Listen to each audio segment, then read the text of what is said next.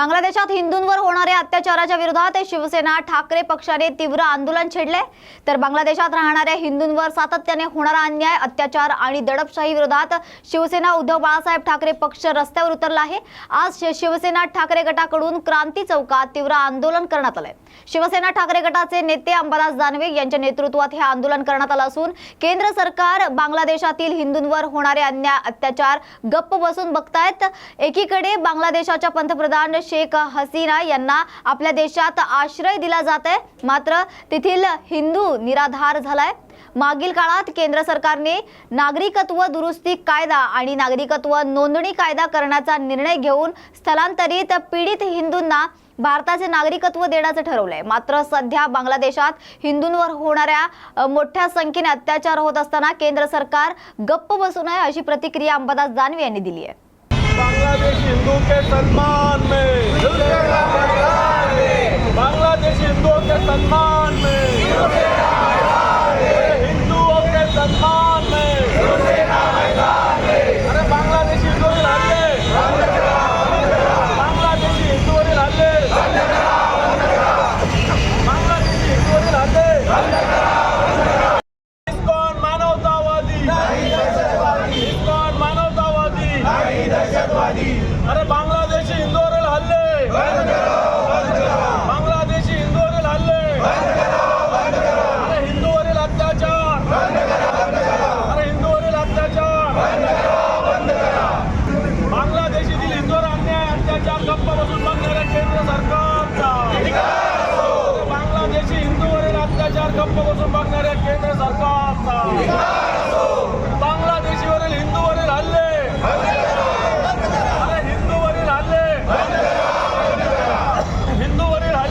मागच्या महिन्या 2 महिन्याच्या काळामध्ये जवळपास 2000 हल्ल्याच्या घटना घडलेल्या आहेत। 69 मंदिरावर हल्ला झालेला आहे, हल्ले झालेले आहेत, तोडफोड करण्यात आलेली आहे। जवळपास 50,000 व्यक्ती याच्यातून बाधित आहेत। शिवसेना प्रमुख माननीय बाळासाहेब ठाकरे हे सातत्यानं हिंदूवरील कुठल्याही अन्यायाच्या अत्याचार या देशातला नव्हे तर जगातला कधी सहन करत नव्हते। त्या पावलावर पाऊल ठेवून शिवसेना या हिंदूवरील अन्याय, अत्याचार माननीय उद्धवजींच्या नेतृत्वाखाली कुठेही सहन करणार नाही अशी भूमिका आमची आहे। एकीकडे फक्त देशाच्या पंतप्रधान बांगलादेशच्या शेख हसीना यांचं संरक्षण सरकार करतंय, पण बांगलादेश मधलं अनेक हिंदू आज असुरक्षित आहे। असं असताना मागच्या काळामध्ये जो सीआयआय कायदा आला होता हा कोणासाठी होता? जे बांगलादेशी असेल, पाकिस्तानी असेल, अफगाणचे असेल, इथले हिंदू होते यांच्या सुरक्षिततेसाठी होता।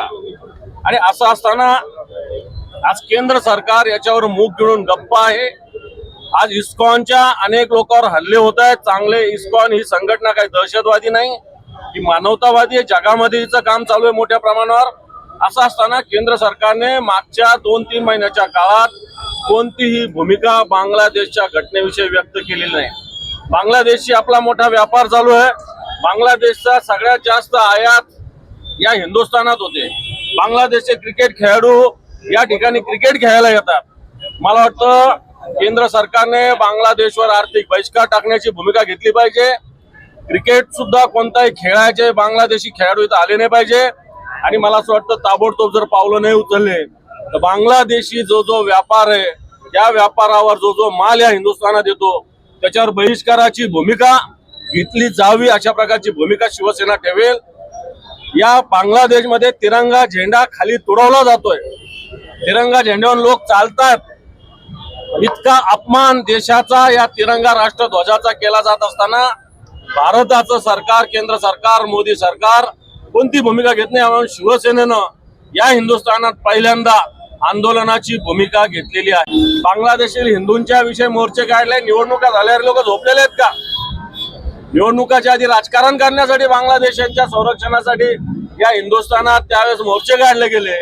आता निवडणुका झाल्यानंतर या राज्यातली, या देशातली जनता किंवा ज्या संघटना विशेषतः भारतीय जनता पार्टी याच्यामध्ये पुढाकार घेत होती, मला वाटतं फक्त निवडणुका आल्या की हिंदुत्व आणि निवडणुका गेल्या की हिंदुत्व विसरणं। शिवसेना सातत्यानं मग काश्मीरमधील पंडित असतील, नाही तर पाकिस्तानमधील हिंदू असतील आणि बांगलादेशमधील हिंदू असतील, त्यांच्या सगळ्यांच्या विषयी शिवसेनेनं सातत्यानं सकारात्मक भूमिका घेतलेल्या आहे. जर हे झालं नाही तर या देशामध्ये जेवढे बांगलादेशी आलेले आहेत यांना शोधून वापस बांगलादेशला पाठवलं पाहिजे, ही सुद्धा भूमिका घेतली पाहिजे. शिवसेना पुन्हा आता हिंदुत्वाकडे वळली का? ज्या पद्धतीने शिवसेना हिंदुत्वाकडे वळायचं नाही. शिवसेना हिंदुत्ववादीच आहे, तुम्हाला माहिती नसेल. शिवसेनेला हिंदुत्व कोणी शिकवण्याची गरज नाही, हिंदुत्वाकडे वळणं वगैरे नाही. शिवसेना आणि हिंदुत्व एकाच नाण्याच्या दोन बाजू आहेत. दादा मोहन भागवतांचं हे तुम्ही जी आता मागणी केली की बांगलादेशींना परत बांगलादेशमध्ये पाठवा, या तुमच्या मागणीला तुमच्या महाविकास आघाडी मला असं वाटतं महाविकास हे शिवसेनेचं आंदोलन आहे, ही शिवसेनेची भूमिका आहे. तर दादा मोहन भागवतांचं एक विधान आलंय, तुम्ही देखील 4 मुलं पैदा करा, असं हिंदू धर्मियांना सांगितलं जातं. वाटतं आपण आता बांगलादेशचं आंदोलन आहे त्याच्याविषयी बोलू. हे आंदोलन शिवसेनेनं हाती घेतलेलं आहे. हे आंदोलन मला असं वाटतं महाराष्ट्रात नव्हे तर ऑटोमॅटिक आता याचं हे आंदोलनाचा वनवा या देशभरात जाईल. पुढचं दिशा काय असणारी आंदोलन आहे? ती जाती आपण पाहूया. नंतर याच्यानंतर पूर्ण राज्य पातळीवर कशा पद्धतीनं आंदोलन करायचं त्याची पावलं शिवसेना उचलेल. भाजपच्या निवडणुकीतील कटेंगे बटेंगे आणि त्या सगळ्या पार्श्वभूमीवर ज्या पद्धतीने हिंदुत्व वोटिंग केलंय त्यानंतर आता शिवसेना पुन्हा हिंदुत्वाकडे असं मला असं वाटतं याच्याविषयी मी उत्तर दिलं. पुन्हा शब्द वापरण्याची गरज नाही. शिवसेना आणि हिंदुत्व वेगळ्या बाजूने एकच आहे. जिल्हा परिषद अध्यक्ष डॉक्टर सुप्रिया गावित यांच्या ठोस पाठपुराव्यामुळे नंदुरबार जिल्ह्याला तब्बल 33 नवीन अँब्युलन्स उपलब्ध झालेत. त्यामुळे जिल्ह्याच्या आरोग्य विभागात मोठी भर पडली आहे. जिल्ह्यातील दुर्गम भागांमध्ये आरोग्य सेवा अधिक सुलभ होण्यासाठी 26 लहान अँब्युलन्सचीही मागणी केली जाते. तर नर्मदा किनाऱ्यावरील गावांसाठी बोट अँब्युलन्सची व्यवस्था करण्यात येणार आहे. यावेळी डॉक्टर सुप्रिया गावित यांनी सांगितलं आहे की गेल्या काही वर्षांपासून सातत्याने या मागण्या केल्या जात होत्या. आज शासनाच्या सहकार्याने त्या पूर्ण झाल्यात, याचा मला आनंद असल्याचं त्यांनी यावेळी सांगितलं. मी शासनाकडे 33 ॲम्ब्युलन्सची मागणी केली होती आणि 33 ॲम्ब्युलन्स या ठिकाणी शासनाने आम्हाला नवीन ॲम्ब्युलन्स उपलब्ध करून दिलेले आहे. तर या ॲम्ब्युलन्सच्या मार्फत आपण निश्चितच जे बांबुलन्सचा विषय जो आहे तो आपण जास्तीत जास्त कमी करण्याचा या ठिकाणी प्रयत्न करत आहोत. पण काही ठिकाणी हे ॲम्ब्युलन्स आहे हे मोठ्या असून त्या ठिकाणी आपण पोहोचू शकत नाही. त्याच्यासाठी आम्ही अतिरिक्त अजून 26 लहान ॲम्ब्युलन्सची सुद्धा या ठिकाणी मागणी केलेली आहे. आणि याच्या व्यतिरिक्त लवकरच या ठिकाणी आमचं जे नर्मदा किनाऱ्याचे जे गावं आहे तर तिथे सुद्धा आम्ही बोट ॲम्ब्युलन्सची मागणी केलेली आहे आणि ती सुद्धा लवकरात लवकर आम्हाला या ठिकाणी भेटणार आहे. या ठिकाणी माझा अगोदर 3-4 वर्षापासून आपण ही मागणी करत आहोत आणि त्याच्या अगोदरपासून ॲम्ब्युलन्सची प्रत्येक मीटिंगला आपण या ठिकाणी बघत आलो आहे की प्रत्येक मीटिंगला ही मागणी असते की ॲम्ब्युलन्स पुष्कळ ठिकाणी पोचत नाही म्हणून. आणि इतक्या मोठ्या प्रमाणामध्ये पहिल्यांदा आपल्या जिल्ह्याला इतक्या मोठ्या प्रमाणामध्ये ॲम्ब्युलन्स या ठिकाणी आलेले आहे. तर मी या ठिकाणी शासनाचे खूप खूप आभार मानते आणि हे ॲम्ब्युलन्स निश्चितच आमच्या जिल्ह्यासाठी एक खूप महत्त्वाचं पाऊल या ठिकाणी झालेलं आहे असं या ठिकाणी व्यक्त करते. धन्यवाद. ठाण्यात काळजीवाहू मुख्यमंत्री एकनाथ शिंदेंच्या निवासस्थानाबाहेर आय लव्ह मुंबई अशा आशयाचे बॅनर झळकलेत. तर राज्याचे काळजीवाहू मुख्यमंत्री एकनाथ शिंदे यांच्या ठाण्यातील लुईसवाडी येथील घराबाहेर आय लव्ह मुंबई अशा आशयाचे बॅनर लावण्यात आलेत. राहुल कनाल फाउंडेशनच्या वतीनं हा बॅनर लावण्यात आला असून भाई लहानांसाठी शिंदे काका, बहिणींसाठी लाडका भाऊ, तरुणांसाठी लाडका दादा, ज्येष्ठांसाठी आधार, समाजाचा कॉमन मॅन हवाच आपल्या स्वरूपात असा आशय या बॅनरवर झळकतायत. निवडून येण्याचा विश्वास होता म्हणून मुख्यमंत्र्यांची सभा आमदार संजय गायकवाड यांनीच स्वतःहून रद्द केली असं वक्तव्य प्रतापराव जाधव यांनी दिली आहे. तर आमचा उमेदवार एवढा सक्षम होता की त्याने स्वतःहून मुख्यमंत्र्यांची सभा रद्द केली आणि त्यांना मोठ्या फरकाने जिंकून येण्याचा विश्वास होता. त्यांना मतं कमी पडल्याने तसं वाटत असेल. बुलढाणा मतदारसंघ असेल, बुलढाणा जिल्हा असेल, यातील जनता सुज्ञ आहे. ही सुज्ञ जनता निश्चितच कोणी काय केलं हे काही मी सांगावं अशातच काही भाग नाही. नाहीये आणि लोक ते समजतात आणि मी राहुल गांधींना फोन करून बुलढाणा विधानसभेची जागा काँग्रेसऐवजी उभाटाला सोडा असंही माझ्यावर काँग्रेसवाले आरोप करू शकतील. कोणीही आरोप करू शकतं, पण आरोपात ते किती तथ्य आहे हे जनता समजून घेते, अशी मिश्किल टीका केंद्रीय राज्यमंत्री प्रतापराव जाधव यांनी बुलढाणा विधानसभेचे आमदार संजय गायकवाड यांना केली आहे. मंत्री महोदय, जे आमदार संजय गायकवाड आहेत त्यांनी असा आरोप केला आहे की तुम्ही त्यांना मदत केली नाही, निवडणुकीमध्ये त्यांचं काम केलं नाही. काय सांगा? नाही, खरं म्हणजे आमचा उमेदवार इतका सक्षम होता, त्यांना मीच काय, मुख्यमंत्र्याची सभासुद्धा त्यांनी स्वतःहून रद्द केली आणि त्यांना पूर्ण त्या ठिकाणी जिंकून याचा, मोठ्या फरकानं जिंकून याचा आत्मविश्वास होता. आता त्याच्यामध्ये मताची थोडेफार कमी त्या ठिकाणी पडल्यामुळं कदाचित त्यांना तसं वाटत असेल. त्यांनी जे काही आरोप केले त्याला मी उत्तर देणार नाही, पण बुलढाणा मतदारसंघ असेल, बुलढाणा जिल्हा असेल, यातली जनता सुज्ञ आहे आणि सुज्ञ जनता निश्चितच त्या ठिकाणी कोणी काय केलं हे काही लोकांना मी सांगावं अशातला भाग नाही. लोक समजून आहेत आणि लोक ते समजतात. त्यांनी असंही आरोप केला आहे की तुम्ही मिलिंद नार्वेकर यांना सांगून जयश्री शेळके यांना उमेदवारी दिली आहे म्हणून. नाही, मी राहुल गांधी, उद्या कोणी माझ्यावर हे म्हणते की मी राहुल गांधीला फोन करून चिखलीची जागा, आपलं बुलढाण्याची जागा काँग्रेसच्या ऐवजी उभाटाला सोडा असंही माझ्यावर काँग्रेसवाले आरोप करू शकतात. आरोप करणाऱ्यामध्ये काही त्याच्या जिभे म्हणजे कोणी आरोप करू शकतं, पण आरोपात किती तथ्य हे जनता समजत असते. निवडणूक जिंकले पण भाजपच्या कोणाच्याही चेहऱ्यावर आनंद नाही असा टोला प्रणिती शिंदे यांनी लगावलाय. तर CWCच्या मीटिंग मध्ये राहुल गांधी म्हणाले, आपण जेव्हा निवडणूक जिंकतो तेव्हा चेहऱ्यावर आनंद असतो आणि हरल्यावर दुःख असतं, पण आपण ही निवडणूक हरलेलो नाही, आपला विजय झालेला आहे. तुम्ही मोदींचा चेहरा बघा, महाराष्ट्र जिंकले पण त्यांच्या चेहऱ्यावर आनंद नाहीये, कारण ते मागच्या रस्त्याने येऊन EVM मॅनिप्युलेट करून 133 जवळपास पोहोचलेत. त्यामुळेच भाजपच्या कोणाच्याही चेहऱ्यावर आनंद नाहीये, तुम्ही निरीक्षण करून बघा असंही प्रणिती शिंदे यावेळी म्हणालात. प्रत्येक गोष्टींमध्ये त्यांनी षडयंत्र आणि साजिश केली. हे स्ट्रेट इलेक्शन नव्हतंच, हे लोकशाहीचं इलेक्शन नव्हतं, ही तत्वाची लढाई नव्हतीच. तरी तुम्ही लढला, तरी तुम्ही टिकला, त्याबद्दल तुमचे मनापासून आभार मानते. काल आमची CWC झाली आणि CWC मध्ये पहिला प्रश्न, पहिले जे राहुल गांधीजी म्हणाले, कारण का CWC मध्ये आम्ही सगळे होतो, ती हायेस्ट डिसिजन मेकिंग बॉडी असते काँग्रेस पक्षाची. ते म्हणाले की जेव्हा आपण जिंकतो तेव्हा सगळ्यांच्या चेहऱ्यावर आनंद असतो आणि हरतो तेव्हा दुःख असतं. ते म्हणाले त्याला उलटं करा, कारण का आपण हरलो नाही आहोत, ह्या विजयाच आहे. आणि मोदींचा चेहरा बघा तुम्ही, महाराष्ट्र जिंकले पण त्यांच्या चेहऱ्यावर आनंद नाही आहे, कारण का त्यांना माहिती आहे की ते मागच्या रस्त्याने येऊन EVM मॅनिप्युलेट करून ते आज त्या ठिकाणी 133चा चेहरा आहे. ते त्यांच्या BJPच्या कोणाच्याही चेहऱ्यावर आनंद नाहीये. तुम्ही ऑब्झर्व करा, अजूनही त्यांच्यात ताळमेळ नाहीये. EVM एकनाथ शिंदेसाठी काम नाही केलं म्हणून कदाचित ते पण आता. सरकार तयार झालं की मी आमरण उपोषणाची तारीख जाहीर करणार असल्याची माहिती मनोज जरांगे पाटील यांनी दिली आहे. तर अंतरवाली सराटीमध्ये यंदा घराघरातील मराठे सामूहिकरित्या आमरण उपोषणाला बसणार आहेत. राज्यभरातले मराठे आता गावागावात नाही तर एकाच ठिकाणी आमरण उपोषणाला बसणार आहेत. त्यांचं सरकार तयार झालं की मी आमरण उपोषणाची तारीख जाहीर करणार आणि हे उपोषण मुंबईत सुद्धा होऊ शकतं असंही ते यावेळी म्हणाले. निकाल लागल्यानंतर पुन्हा एकदा आरक्षणासाठीचा आपला जो लढा आहे त्याची पुन्हा एकदा आपण तयारी करताय. आज आई भवानीचा आशीर्वाद घेतला तर विठ्ठलांचा आशीर्वाद घेणार आहात. काय नेमकी भूमिका, कशा पद्धतीनं सगळे वाटचाल? दर्शनासाठी आलोय, बाकी काय नाही. असलं तर मी बोलत असतो, मी लपवून ठेवत नाही काय.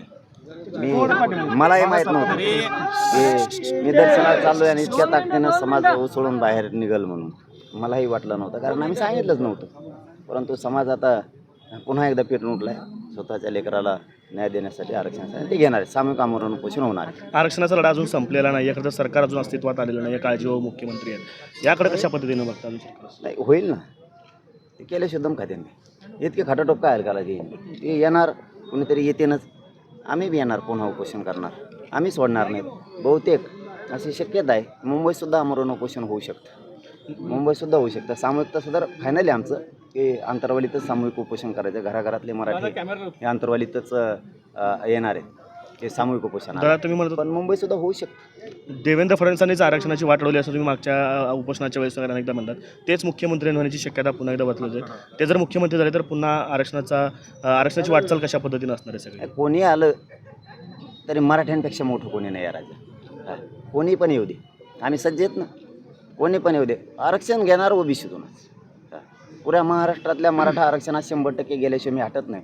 म्हणून तो सामूहिक आमरण उपोषण अंतरवालीला लावलं आहे आम्ही. हे फायनल आहे आमचं. पण मराठ्यांचा बी लय आग्रह आहे.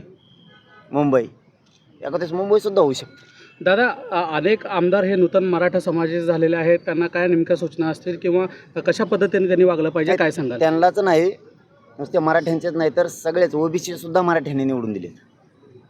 त्यांना सगळ्यांनाच मराठा आरक्षणाचा विषय मांडावा लागेल नसता रस्त्यावर मराठी फिरून देणार नाहीत. कारण तुमचे लेकरं आता मोठे झाले, तुम्ही आमदार झालात, मंत्री झालात, आमच्या लेकराचं काय किंवा प्रश्न घराघरातला मराठा आता विचारणार आणि आम्ही सामूहिक उपोषण करायला सज्ज झालो. दादा, खरं तर जसं की आपण म्हणत होतो की जर का आम्ही उभा केले असते तर सोपडा साफ झाला असता. मात्र तुम्ही उभा न करता सुद्धा अनेक ठिकाणी सोपडा साफ झाल्याचं चित्र पाहायला मिळालं. विशेषतः सोलापूर जिल्ह्यामध्ये बार्शी, माढा आणि करमाळा या ठिकाणी मोठा फटका एकंदरीत बसलेला पाहायला मिळाला. काय नक्की चित्र असू शकतं आता? नाही, ज्या गोष्टी केल्या नाहीत त्याला छाती बडायची सवय मला नाही. मी आणि माझा समाज मैदानातच नाही. त्यामुळं दोरी पूर्ण मराठ्यांच्या हातात होती.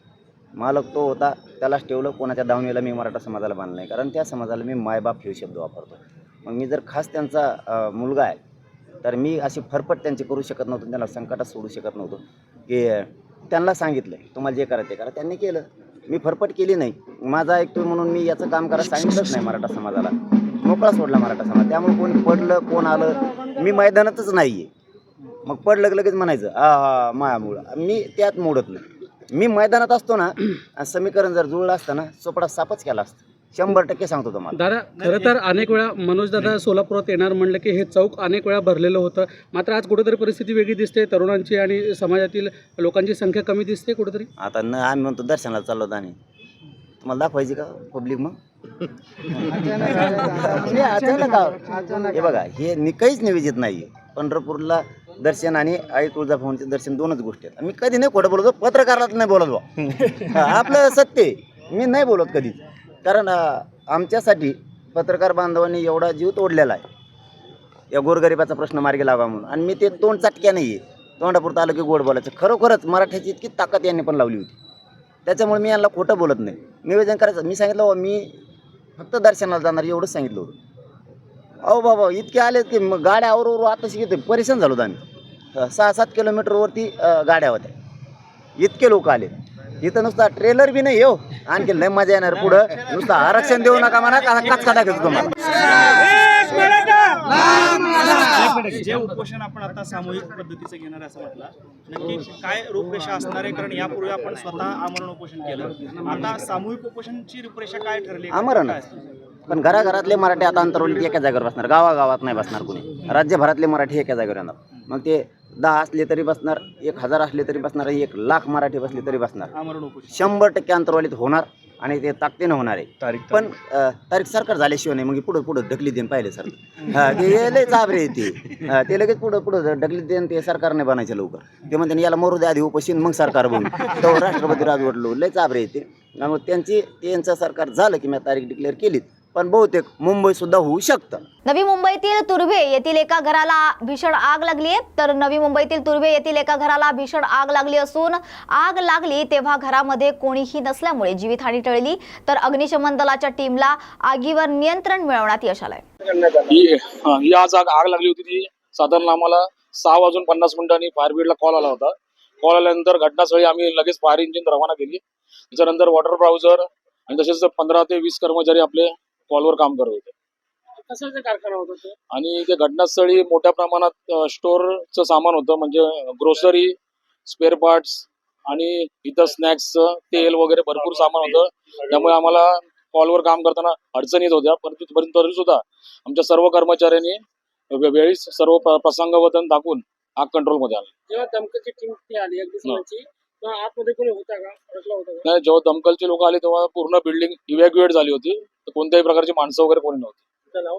माझं नाव रोहन कोकाटे, केंद्र अधिकारी वाशी. एकनाथ शिंदे यांच्या निवासस्थानाबाहेर पोलिसांनी गाडी अडवल्याने आमदार विजय शिवतारे संतप्त झालेत. तर काळजीवाहू मुख्यमंत्री एकनाथ शिंदे यांना भेटण्यासाठी नवनिर्वाचित आमदार विजय शिवतारे आले असता त्यांची गाडी मुख्यमंत्र्यांच्या ठाणे येथील निवासस्थानाबाहेर पोलिसांनी अडवल्याने विजय शिवतारे पोलिसांवर चिडले. पोलिसांनी शिवतारे यांची चौकशी केली असता शिवतारेंनी तुम्हाला आमदार माजी मंत्री ओळखता येत नाही का असा प्रश्न विचारलाय. किती वर्ष झाली डिपार्टमेंटला तुम्हाला माजी मंत्री आमदार ओळखता येत नाही तुम्हाला?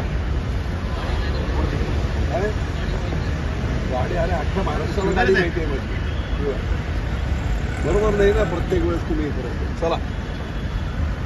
धाड दंगल प्रकरणातील मुळाशी जाऊन दोषींवर कडक कारवाई करा अशा सूचना प्रतापराव जाधव यांनी पोलिसांना दिल्यात. तर धाड येथील दंगल प्रकरणाच्या मुळाशी जाऊन दोषींवर कडक कारवाई करा अशा सूचना केंद्रीय मंत्री प्रतापराव जाधव यांनी आज पोलीस विभागाला दिल्यात. बुलढाणा जिल्ह्यातील धाड येथे काल रात्री टिपू सुलतान यांच्या जयंतीनिमित्त रॅली काढण्यात आली होती. ही रॅली धाड येथील स्टेट बँक चौकात आल्यानंतर किरकोळ वाद झाला होता. हा वाद गावातील लोकांनी मिटवल्यानंतर रात्री छत्रपती शिवाजी महाराज यांच्या पुतळ्यासमोर फटाके फोडण्यात आले. त्यानंतर दोन गटांमध्ये वादविवाद होऊन दगडफेक झाली. त्यानंतर पोलिसांनी हस्तक्षेप करत धाडमध्ये जमावबंदी लागू केली. आज सायंकाळी केंद्रीय मंत्री प्रतापराव जाधव यांनी धाड येथे जात घटनेची माहिती घेतली आहे. 3 जण इथं तर तो मेसेज गावात गेला किंवा वाद झाले, हिंदू मुस्लिम वाद झाले, त्याच्यामुळं हे परत गेले आणि यांनी हे पूर्वतयारीतच होते. यांच्याकडे एवढे दगड येणार कुठून? इथे चौकात एकही दगड नाही. यांच्याकडून भनाभन दगड येऊन राहिले. पावसाचे थेंब जसे पडते तसे दगड पडले. मग यांना जसा मार लागला तर ह्या लोकांनी बी ज्यांना ज्यांना दगड लागलेले आहेत त्यांनी उचलले.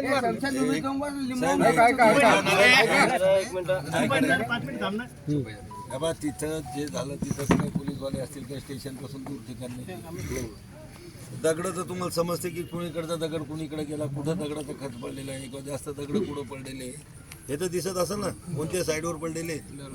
पण आले कुण्या भागातून आले किंवा कोणाकडून आले हे तर त्या दगडावून बी समजेल ना तुम्हाला. बरोबर हा बरोबर सर सीसीटीव्ही मध्ये सगळं आलेलं आहे कोणी काय केला म्हणून. सीसीटीव्ही मध्ये सगळं आलेलं आहे कोणी दगड फेकला कोणी जाळला कोणी काय केला ते सगळं सांगा. आणि पाटील साहेब कुठेच पहा तुम्ही काय होते जे गुन्हे करणारे लोक असतात ना ते जातात पळून. बऱ्याचदा इनोसंट लोक याच्यामध्ये ऐका ना त्याच्यात करत असताना तुम्ही तर त्यावेळेस मी रात्री तुमच्यातलं कोणतरी होतं त्याच्याशी मी बोललो पण हा की तुम्ही रस्ता ब्लॉक करा म्हणून.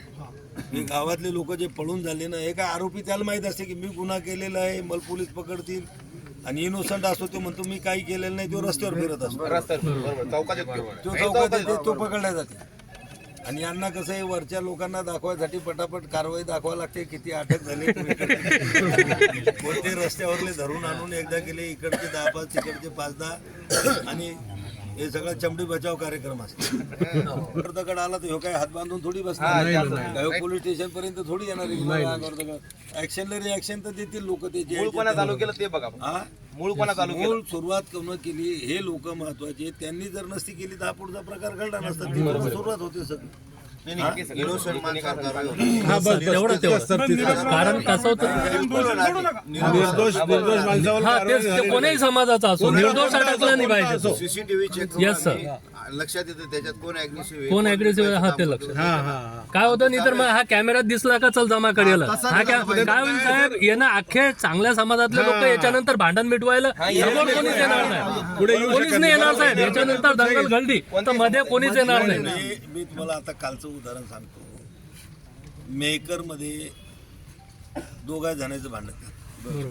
दोघं दोस्त मुसलमान पोरगा तो शहाचा पोरगा आणि आमचे कोण सौभाग्य नावाचा पोरगा दोघं दोस्त. दोघंही जेवायला सोबत त्या राहायबा हॉटेलवरती. तिथून काहीतरी पैशाचं देणं घेणं होतं. तिथून ते दारूगिरू पिले. तिथं दोघांचा वाद झाला. तिथं झटापट झाली मार झाली. हे मुसलमानाचं पोरगा आलं इकडं मुलं त्यानं मारलं म्हणून यानं लोक जमा केले. तिकडं त्यानं कोणाला तरी काय सांगितलं आणि दगडफेक सुरू झाली एकदा. आणि मग ज्यावेळेस लोकांचे फोन आले मी तर दिल्लीत होतो मला फोन आले तर मग मी ऋषी सहित सगळ्या पोरायला फोन केले की तिथं जाऊन शांतता करा भानगडी काय आपल्या गावात वाढू नका. पोलीस फोर्स गेल्यानंतर हे सगळे बाहेरचे पोरं जे होते बाहेरचे हे मग ती माळीपेठ आमची अशी आहे की तिथं ते इमामबाड्याहूनच आज जावं लागते. तिथून दुसरा रस्ता नाही माळेपेटला. हे पोरं आपले तिथं गेले, हे गेले. आता ते व्हिडिओ कॅसेट मध्ये हे बी पोरं दिसले. मग हे याच्यामध्ये आले तर त्याच्यात काही लोकांनी हे बी नाव टाकून दिलं. त्यांनी अटक नाही केलं त्याला मला, पण मग ते वाटताना तर प्रकार की त्याच्यात ज्याच्यात जो अग्रेसिव्ह असेल, जो काही प्रत्यक्ष दगड फेकताना दिसत असेल, कोणाच्या हातात लाठी त्याच्यावर ऍक्शन घ्यायला अडचण आहे, कोणी असो. पण तुम्ही याचं मूळ शोधा की हे कारण काय नव्हतं. समजा दुपारचा विषय मिटला होता ना, मग संध्याकाळी सुरू व्हायची गरज काय होती, कसं झालं ते? बंदोबस्त व्यवस्थित न ठेवणे हे कारण समोर येऊन फटाके वेळीच बंदोबस्त करायला पाहिजे. शिवाजी महाराजांच्या पुतळ्यासमोर फटाके फोडायचं शेवटावर नाही ना. मिरवणूक संपल्यानंतर कुठं फटाके फोडले? रात्री आली ती फटाके फोडायला शिवाजी महाराज चौकात तिथून मिरवणूक संपल्यानंतर छत्रपती शिवाजी महाराज मिरवणूक संध्याकाळपर्यंत चालू होती. नाही, सकाळी संपलं. त्यांनी परत फटाके आणले, इथं फोडले. इथं त्यांना 2-3 जणांनी म्हणले इथे काही फटाके फोडू नका जसं. तर ते झाल्यानंतर डायरेक्ट त्यांनी अग्रेसिव्ह होऊन डायरेक्ट त्या 2-4 जणांना मारलं.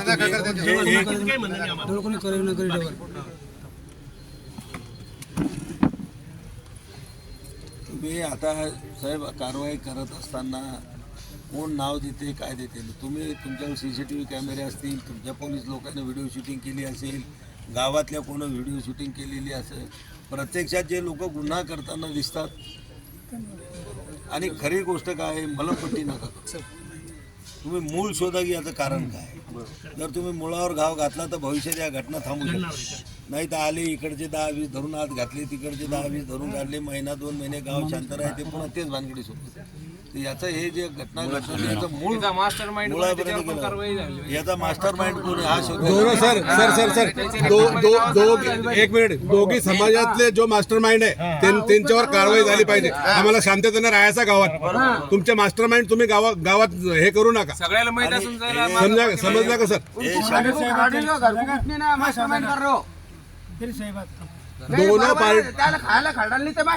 दोनों पार्टी के मास्टर माइंडों को पकड़ो तुम.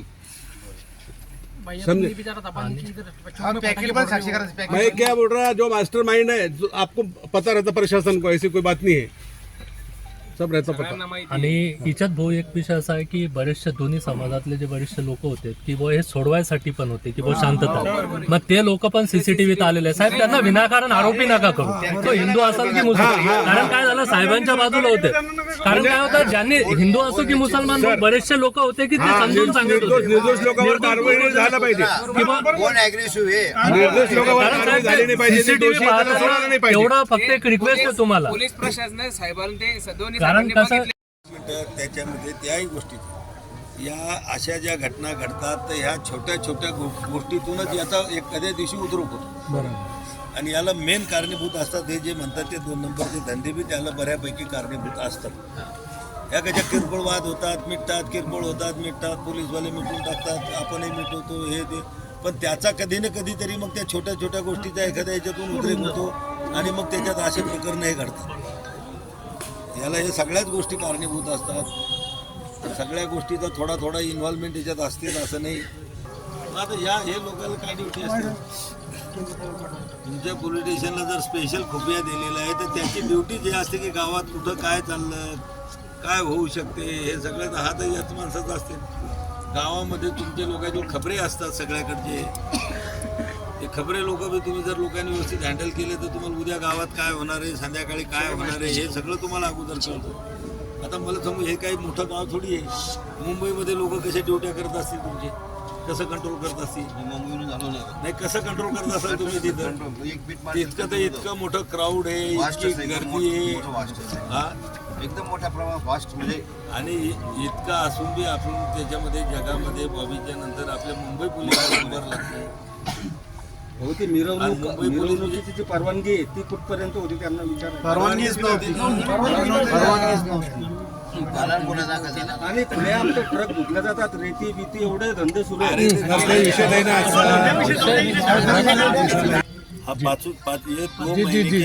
जी सर, जी मुझे मालूम है, बुल्ढाना जिला में 5वां प्रकरण है, पता है मुझे. ये 2 महिने जी.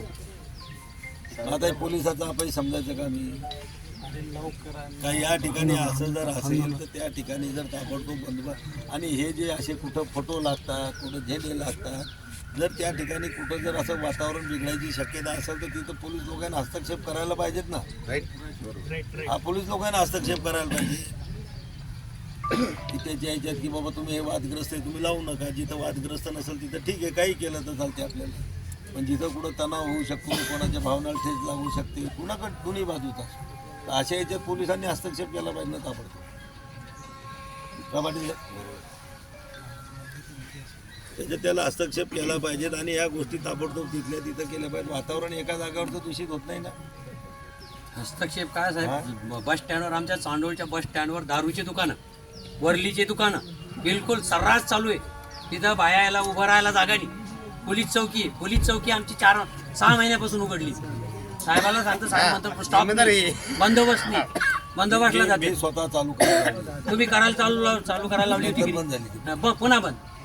आता साहेबालाच विचार आम्ही किती वेळा सांगितलं साहेबाला. मेहकरचं बी त्या दिवशी प्रकरण झालं ना तिथं बी इमामवाड्यावर कायम पोलीस सर्रास वरली चालू आहे. राहत नाही. तुमचं कसं आहे 2-3 महिने ठेवता काही वातावरण शांत दिसलं की लगेच तुम्ही काढून घ्या. यांनी दुकानं लावायला लावले साहेब वरलीचे दुकानं बस स्टँड गावदेरी तो विषय नाही आजचा. माहिती आहे त्याची पण दखल घेतली आपण. आता हे बघा आम्ही इतका फोर्स ठेवला इथं SRPचे 2 प्लाटून आहेत 2 RC प्लाटून आहेत QRT आहे 100 पोलीस बाहेरचे. परत दुसरा मुद्दा सांगतो ना. दुसरा मुद्दा असा की इथे जे बाजाराच्या पुढे जे कमान आहे तिथे त्यांनी टिपू सुलतानचा फोटो आणि त्याच्यावर हिरवे झेंडे लावलेले. मला काय म्हणायचं जसं मला म्हणजे पूर्ण हिंदू समाजाला काय म्हणायचं आहे की बा तिकडे हिंदू बोल वस्ती आहे. तुम्ही तुमच्या एरियात औरंगजेबाचा लावा टिपू सुलतानचा लावा काहीच अडचण नाही. एक सांगून राहिलं उदाहरण एक उदाहरण सांगून राहिलं लावा पण जिथे हिंदू बोल वस्ती आहे तिथे ते लावायचं काम देणं. विनोद दो पार्ट में हिंदू मुसलमान को बांट रहे क्यों लेकिन मेरे समझ में नहीं आ रही बात.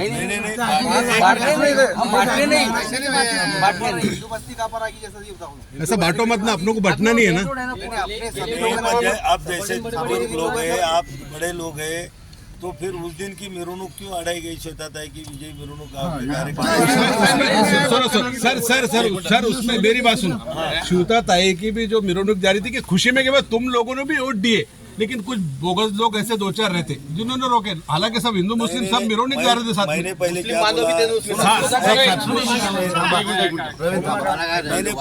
जी जी आपने बोले ना कि भाई सब साथ में सब. फिर वो जो बदमाश लोग रहते तो गांव के अच्छे लोगों का काम रहता कि पहले इनको ताबे में सर को पूछो लोगों ने खड़े रह के बोलना था कि जाओ. ये पिंदौर सर को पूछो सिलागन के टाइम में मैंने बोला कि सर अपने गांव में वातावरण सही नहीं चल रहा. बोला था मैंने सर अपने गांव में वातावरण थोड़ा ऐसा बहुत टाइम से चल रहा था ये. बच्चे दोनों समाज के थोड़े मतलब तनाव वातावरण पैदा कर रहे थे. मैंने साहब को बोला भी था अपनों को क्या अपनों को गांव में रहना है एक ही गांव में.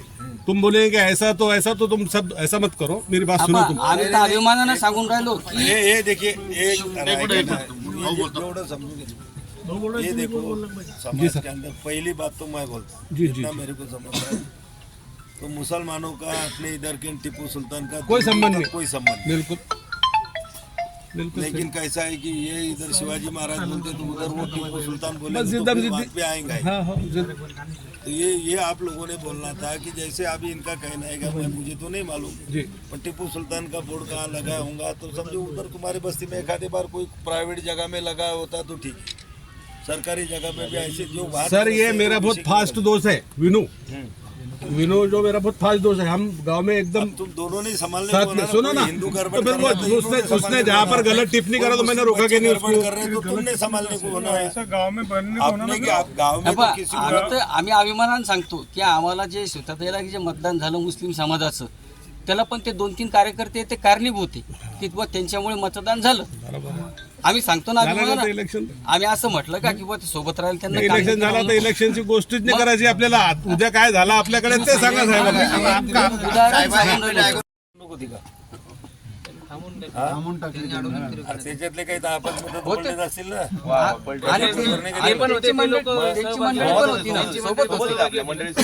मग कोण होतं नाही म्हणणार. तुम्ही आता इथं ठाणेदार म्हणून राहता, तुमच्याजवळ खुफिया विभाग राहतो, तर तुम्हाला हे लोक तर कळायला पाहिजे ना की गावात काही पूर्ण कोणता समाज काही दोषी नसतो त्याला, किंवा पूर्ण समाजाला बी काही कोणी म्हणत. पण हे जे काही असे फालतू पोट्टे असतात कुणीकडचे असो, या लोकांवर तर तुमचं अशा वेळेस तर लक्ष असायला पाहिजेत ना.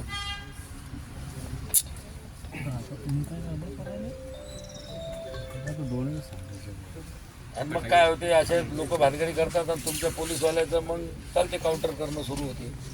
द्यायची 20 केली की यायची 19 करा, द्यायची 12 केली की यायची 13 करा. तुम्ही तुमच्या मलमपट्ट्या करून मोकळे होऊन जाता. आता जर एकतर्फी असेल तर काउंटर कशी होईल. काउंटर फिर्याद दिली नाही ना, आमच्या पोलिसांनी फिर्याद दिली. फिर्याद तुमच्या बी कारवाई आता मला माहिती नाही साहेब, माझाही 35 वर्षाचा अनुभव आहे पोलिसांचा. कारवाया कशा चालतात हे मला चांगलं समजतं. मी सांगतो तुम्हाला कशी होईल कारवाई.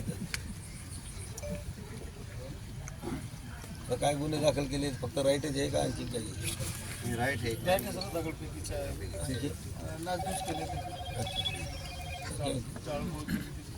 आणि आम्ही आमचे म्हणजे 353 लावलेलं.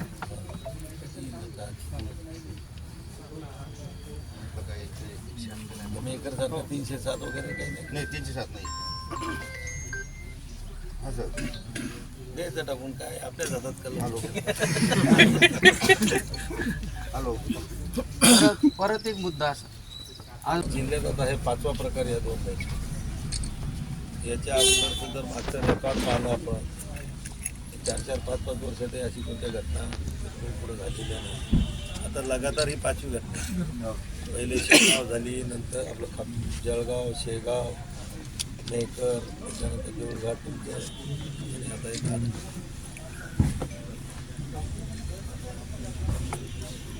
आता काल मिरवणूक या ठिकाणी समजा ते निघाली.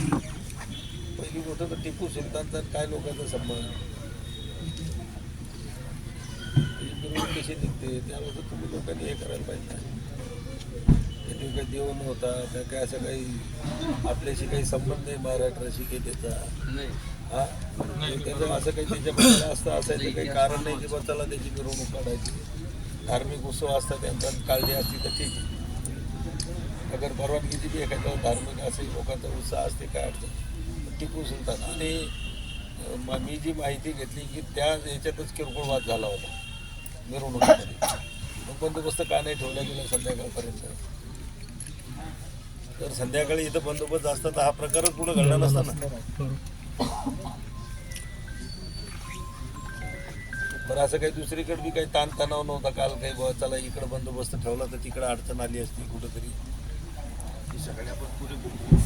सकाळी बंदोबस्त होता, सकाळी किरकोळ झालं तिथं समजा ते पोलीसचा बंदोबस्त नाही तर सकाळी झाली असती ना. जर तुमचा बंदोबस्त कमी असता हा वाद सकाळी झाला असता.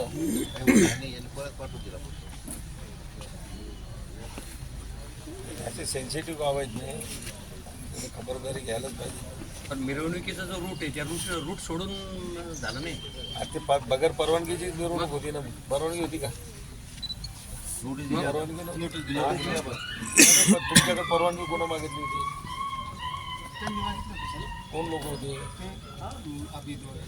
मग त्याच्यावर पहिली कारवाई त्याच्यावरच व्हायला पाहिजे. हो, मग त्यांनी जर तुमची बगैर परवानगी नसताना आणि ठीक आहे ना, मग नेहमीचा जो रूट असते तर त्या रूटनं जायला पाहिजे. रूट कशाला चेंज करायचं असतं. हा पाटील सकाळचं तसं नाही वाटतं, फटाक्याचाच होतो सकाळी. नाही, फटाक्याचा बी होता पण नेहमीचा जो रूट असते यांच्या मिरवणुकीचा तोच होता का काही वेगळा? तोच होता का? इकडे इकडे सकाळचा तेचा चौक तिकडे आहे. इकडे हिंदू वस्ती असल्याने छत्रपती शिवाजी महाराज चौक इकडे यायची काही गरजच नव्हती त्यांची. फटाके फोडायला इकडे तिकडे दगड फेकली फटाके शिवाजी महाराज दगड फेकले हो. मग साईडला लागले, साईडला लागले, कमानी लागले. वरती जर लागला असता महाराजांना तर लागला असेल थोडा धाड येथील काय परिस्थिती आहे, आपण इथे काय सल्ला दिला अधिकाऱ्यांना?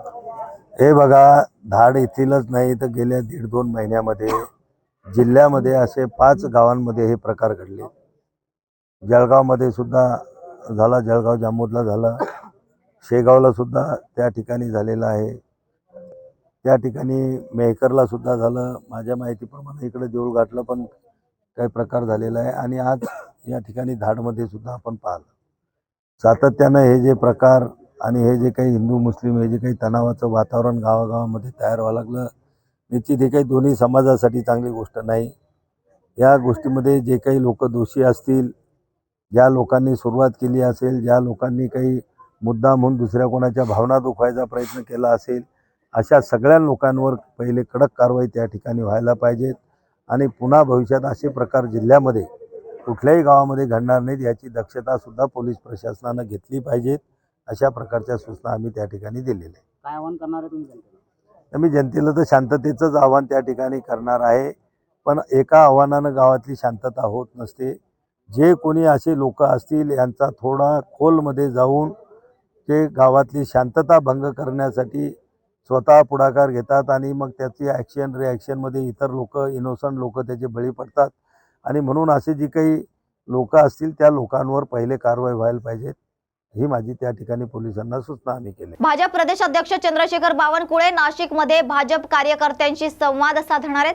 तर भाजप प्रदेश अध्यक्ष चंद्रशेखर बावनकुळे नाशिकमध्ये दाखल झाले. तर भाजप प्रदेश अध्यक्ष चंद्रशेखर बावनकुळे नाशिकच्या भाजप कार्यालयात भाजप पदाधिकाऱ्यांशी संवाद साधणार असून राज्यात महायुतीची सत्ता आल्यानंतर प्रथमच चंद्रशेखर बावनकुळे नाशिकमध्ये आल्याने भाजप कार्यकर्त्यांनी पदाधिकाऱ्यांनी जल्लोषात त्यांचं स्वागत केलं.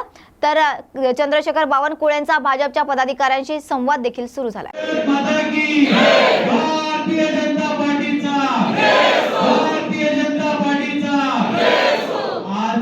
तर या होत्या आजच्या महत्त्वाच्या घडामोडी. अशाच महत्त्वाच्या घडामोडींसाठी पाहत रहा न्यूज मराठी 24/7. नवा भारत नवा विचार.